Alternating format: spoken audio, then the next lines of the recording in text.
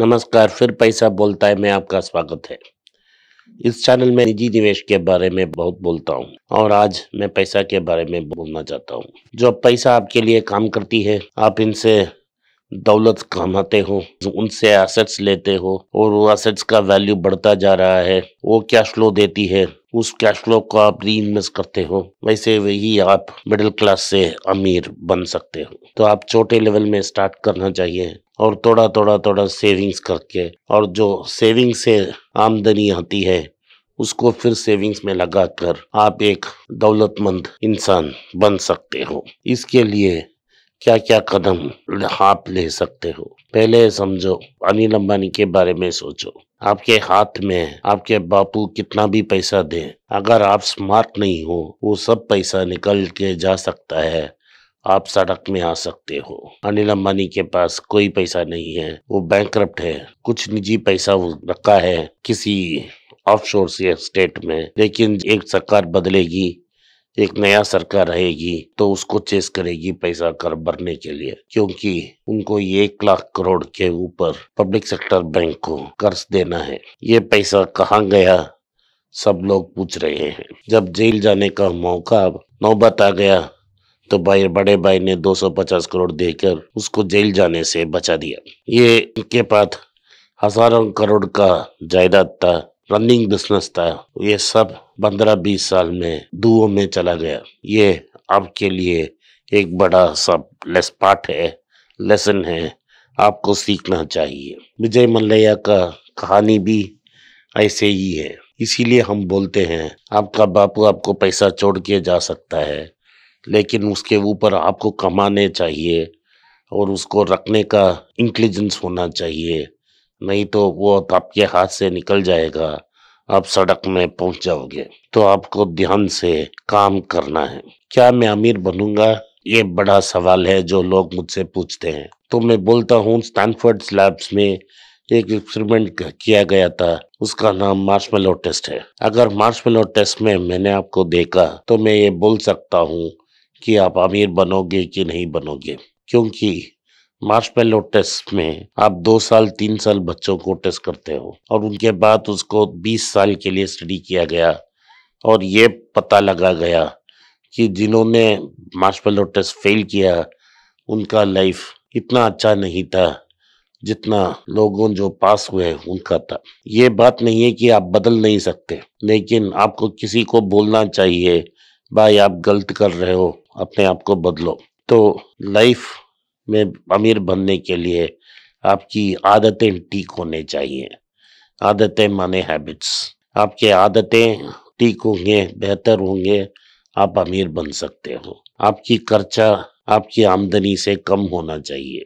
आपको कर्ज लेना तो सोच समझ कर कर्ज लो। ये नहीं हो कि आपके पास 10 लाख की एसेट है, आपने 20 लाख का कर्ज ले लिया बिजनेस करने के लिए, बिजनेस चौपट हो गया, 20 लाख भर नहीं पाए, इस 10 लाख आपका सारा एसेट वो खा गया। वही मल्ल्या साहब को वही हुआ अनिल अंबानी को भी, और बहुत सारे लोगों को ऐसे हुआ है। तो आपका पहला आदत ये ठीक रहना चाहिए कि मेरा कितना आमदनी है, मैं कितना खर्च करूंगा, इन दोनों को आपको नजर रखना चाहिए। इस बेसिक को अगर आपने नजरअंदाज किया तो आप दुनिया में फेल हो जाओगे।